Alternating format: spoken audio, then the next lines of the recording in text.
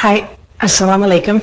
I was listening to Omar Suleiman's Ramadan series, and it's on Barzakh, which is a concept I wasn't very familiar with. And it reminded me of the work of a physicist named David Bohm, and I want to explain why I think there's a lot of commonality. In the physical sense, death is pretty straightforward. The heart stops, electrical activity in the brain ceases, and energy dissipates. But what happens to consciousness? Where does the essence of a person go? The Quran gives a very clear answer, which is Barzakh. It's an intermediate realm where the soul exists after death, aware but separated from the world it once knew. When death comes to one of them, he cries, "My Lord, send me back so that I may do good in what I left behind." But no, it is only a word he speaks, and behind them is a barrier, Barzakh, until the day they are resurrected. The explicit order that Bohm talks about is the ordinary manifest reality that we perceive with our senses, this dunya. It's a world of separation, of space and time, where objects appear very distinct from each other.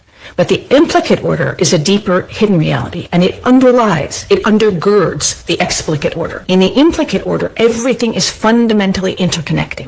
And in Barzakh, the soul has no control any longer. It cannot return.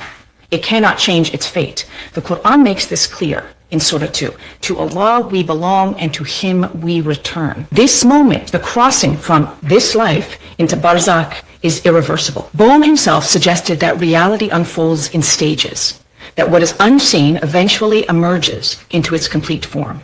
And Islam describes the day of resurrection the same way.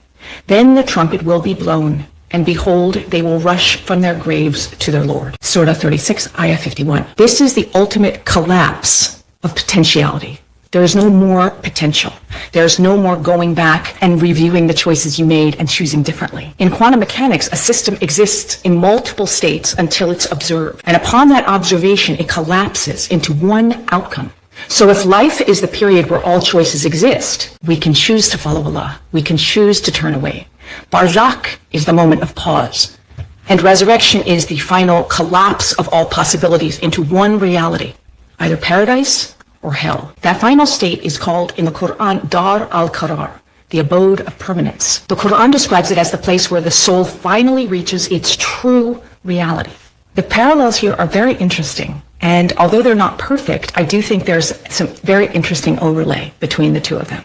Have a beautiful day.